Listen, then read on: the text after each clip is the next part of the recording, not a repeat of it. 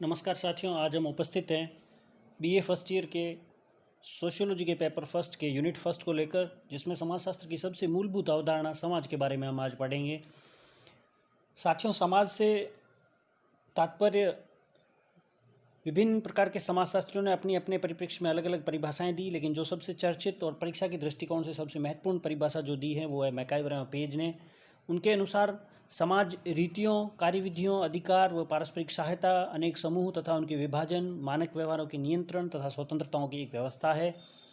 यह सामाजिक संबंधों का जाल है तथा सदैव परिवर्तित होता रहता है। अर्थात समाज जो है वो सदैव परिवर्तनशील है, डायनेमिक है, और यह सामाजिक संबंधों का जाल है। ये जो दो शब्द है, सामाजिक संबंधों का जाल और सदैव परिवर्तनशील, ये दोनों शब्द मैकाइवर एवं पेज की दृष्टिकोण से समाज की परिभाषा के संदर्भ में दिए गए हैं, और परीक्षा की दृष्टिकोण से सबसे ज़्यादा महत्वपूर्ण भी यह दोनों विशेषताएं हैं। अब यदि हम इस परिभाषा के विभिन्न तत्वों की बात करें तो रीतियों से तात्पर्य समाज के वो स्वीकृत तरीके हैं। इनका क्षेत्र खान पान, उठना बैठना, बोलना चालना, पहनना ओढ़ना कुछ भी हो सकता है। रीतियाँ व्यक्ति के व्यवहार की गाइड की तरह होती है, जो उन्हें बताती है कि उसे व्यक्ति को कब कहाँ क्या करना है। रीतियों से ही व्यवहार तथा संबंधों में निश्चितता आती है। जैसे हिंदुओं में जो पुत्र होता है वो पिता को प्रणाम करेगा, यह एक रीति है, तो इसका जो अनुकरण है वो पीढ़ी दर पीढ़ी चला आ रहा है।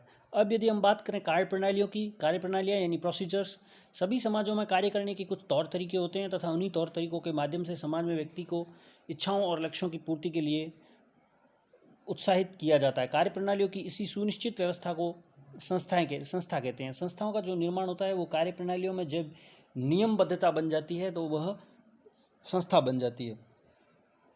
कार्यप्रणालियाँ समय, स्थान तथा काल के संदर्भ के साथ बदलती रहती है। इन्हीं कार्यप्रणालियों के अंतर के कारण ही एक समाज से दूसरे समाज के बीच में अंतर दिखाई देता है। नेक्स्ट है अधिकार। समाज के सभी क्षेत्रों में अधिकारों की एक निश्चित व्यवस्था होती है, जैसे समाज घर में पिता, गांव में मुखिया, राज्य में सरकार आदि। इन्हें विभिन्न स्तरों पर अधिकार दिया गया है कि व्यक्ति के व्यवहार को यह अनुशासित करे तथा सामाजिक मर्यादाओं के अनुरूप रखे तथा ऐसा न करने वालों को दंडित करे। आधुनिक समाजों में अधिकार का स्वरूप अत्यंत जटिल है तथा व्यापक होता है। पारस्परिक सहयोग। किसी भी समाज की निरंतरता एवं स्थायित्व इस बात पर निर्भर करता है कि उस समाज के सदस्यों के बीच पारस्परिक सहयोग कितना है। पारस्परिक सहयोग जितना सुदृढ़ होगा, समाज उतना ही सुदृढ़ होगा। बिना सहयोग के समाज की कल्पना भी नहीं की जा सकती। यह किसी भी समाज का आधार होता है। इसका यह अर्थ कदापि नहीं निकालना चाहिए कि समाज में संघर्ष नहीं होता है। जहाँ 4 बर्तन होंगे वहाँ खटखटाएंगे भी। नेक्स्ट है समूह एवं विभाग। समाज कोई अखंड व्यवस्था नहीं है, इसके कई छोटे छोटे विभाग तथा उप विभाग होते हैं। अगर ध्यान से देखें तो इसमें कई इकाइयाँ होती है, जैसे परिवार, पड़ोस, ग्राम, नगर, प्रांत, राष्ट्र, समाज आदि। ये सभी आपस में जुड़े होते हैं तथा इनकी संबंधता से ही समाज बनता है। ये समूह जितने अच्छे से एक दूसरे से जुड़े रहेंगे, संबद्ध होंगे, समाज उतना ही सुदृढ़ होगा तथा संगठित होता जाएगा। अगला है मानव व्यवहार का नियंत्रण। किसी भी समाज के अस्तित्व के लिए यह अनिवार्य है कि उसके सदस्यों का व्यवहार नियंत्रित तथा मर्यादित हो। ऐसा न होने की स्थिति में विचलन, अपराध, अव्यवस्था फैल जाएगी तथा समाज नष्ट हो सकता है। समाज इसके लिए प्रशस्तियों की विस्तृत व्यवस्था रखता है।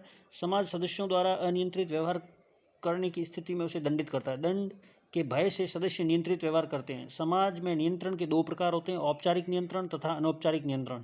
औपचारिक नियंत्रण के अंतर्गत कानून, पुलिस, प्रशासन, पंचायत आदि आते हैं, जबकि अनौपचारिक नियंत्रण के अंतर्गत परंपराएं, प्रथाएं, रीति रिवाज, धर्म आदि आते हैं।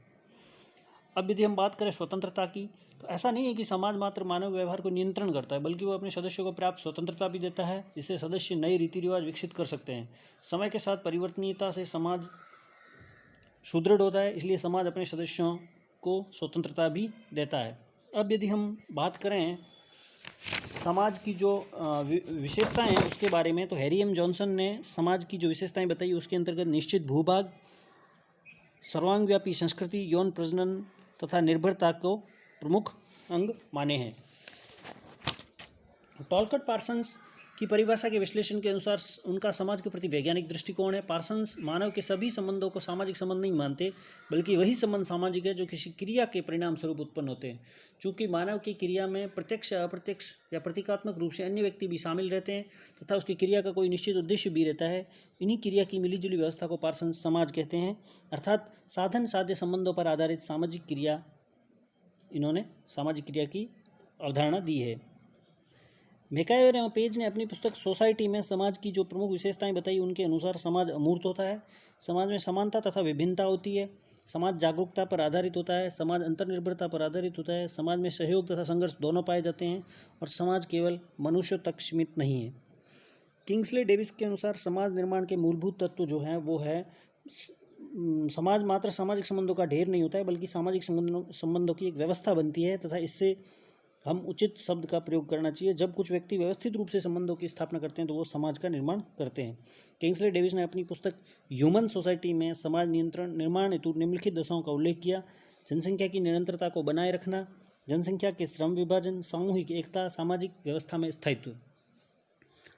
अब यदि हम देखें कि विभिन्न समाजशास्त्रियों ने समाज के प्रति जो अपनी परिभाषाएं दी है, उनमें मैकाइवर एवं पेज, जैसा हम पहले भी जिक्र कर चुके हैं, मैकाइवर एवं पेज ने रीतियों, कार्यप्रणालियों, समूह विभाजन, नियंत्रण, स्वतंत्रता की व्यवस्था तथा सदैव परिवर्तनशील सामाजिक संबंधों के जाल को समाज कहा है।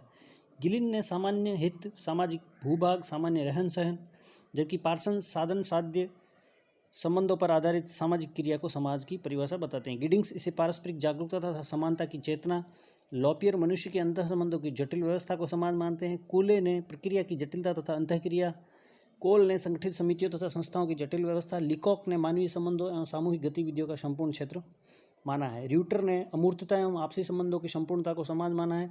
डब्ल्यू आई थॉमस ने सामान्य प्रवृत्ति को, जॉर्ज सीमेल समाज उन व्यक्तियों का समूह है जो अंतःक्रिया द्वारा संबंधित है। एच पी फेयरचाइल्ड समाज व्यक्तियों का ऐसा समूह है जो अपने बहुत से हितों को पूरा करने के लिए सहयोग करते हैं। आधुनिक समाज को रेटजर ने भगोड़ा समाज कहा है। अब समाज की विशेषताएं। समाज अमूर्त है।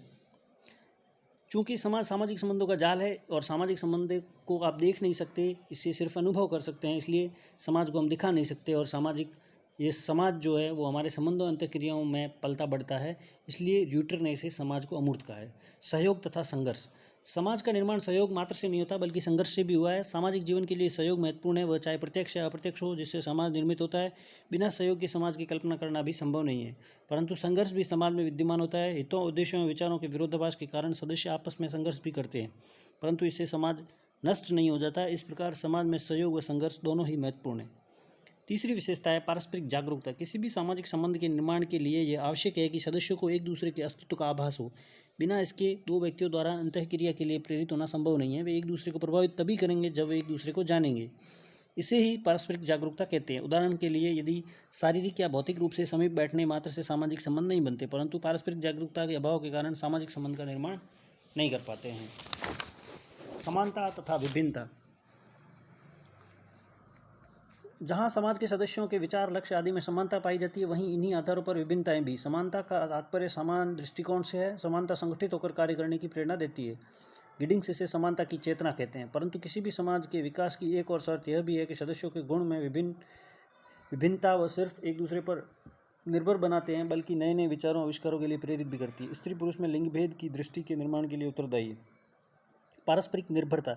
सदस्यों में संबंध तब तक स्थायी नहीं बन सकते जब तक कि उनके परस्पर आश्रित न हो। पारस्परिक निर्भरता ही समाज को स्थायित्व प्रदान करती है। जैसे स्त्री पुरुष, पिता पुत्र, शिक्षक छात्र, राजा प्रजा, नेता जनता, मालिक नौकर आदि एक दूसरे पर निर्भर हैं। चूँकि हम अपनी सारी आवश्यकताओं की पूर्ति स्वयं नहीं कर सकते, इसलिए हमें एक दूसरे पर निर्भर होना पड़ेगा। सत्य तो यह है कि अगर मनुष्य अपनी अपनी आवश्यकताओं की पूर्ति स्वयं करने में सक्षम होता है तो उसे सामाजिक प्राणी बनने की आवश्यकता ही महसूस नहीं होती। पारस्परिक निर्भरता ही मनुष्य को सामाजिक प्राणी बनाने को बाध्य करती है। चूँकि समाज का आधार सामाजिक संबंध है, इसलिए समाज कभी अपरिवर्तनशील नहीं हो सकता, क्योंकि सामाजिक संबंध सदैव परिवर्तनशील है। मैकाइवर तथा पेज ने सामाजिक संबंधों को सदैव परिवर्तनशील होने वाली जटिल व्यवस्था को समाज कहा है। कई विचारक यह भी मानते हैं कि समाज सिर्फ मनुष्यों में ही नहीं पाया जाता बल्कि अन्य प्राणियों में भी पाया जाता है, जैसे चींटियाँ, मधुमक्खियाँ आदि। पारस्परिक सहयोग, जागरूकता, निर्भरता, संघर्ष, समानता आदि इनमें भी पाया जाते हैं। इन आधार पर कहा जा सकता है कि समाज इनमें पाया जाता है, परंतु इतना निश्चित है संस्कृति इनमें नहीं पाई जाती, क्योंकि संस्कृति मात्र मनुष्य में पाई जाती है। अब यदि हम कुछ फैक्ट्स की बात करें तो जो एग्ज़ाम के दृष्टिकोण से बहुत महत्वपूर्ण है वो प्रश्न आ चुके हैं। जैसे सामाजिकता शब्द का सर्वप्रथम प्रयोग जॉर्ज सीमेल ने किया। ह्यूमन सोसाइटी पुस्तक किंग्सले डेविस की है। सोसाइटी मैकाइवर एवं पेज की पुस्तक है। सामाजिक अभियांत्रिकी शब्द का पहली बार प्रयोग एलेक्स इंकल्स ने किया। Social engineering. प्रोफेसर गिन्सबर्ग के अनुसार समाजशास्त्र समाज अर्थात मानवीय अंतःक्रिया और अंतर संबंधों के ताने बाने का अध्ययन है। समाजशास्त्र सामाजिक विज्ञानों की न तो स्वामिनी है न दासी है, अपितु सभी उसकी अपितु उसकी बहन है। यह बॉन्स एवं बेकर ने कहा है। जे.एस. मिल ने सोशियोलॉजी के स्थान पर इथोलॉजी व सोशियो को दो भिन्न भाषाओं की अवैध संतान कहा है। प्रोफेसर जिन्सबर्ग ने इसी संबंध में लिखा है कि समाजशास्त्र सामान्य व विशिष्ट विज्ञान का मिलन है। धन्यवाद।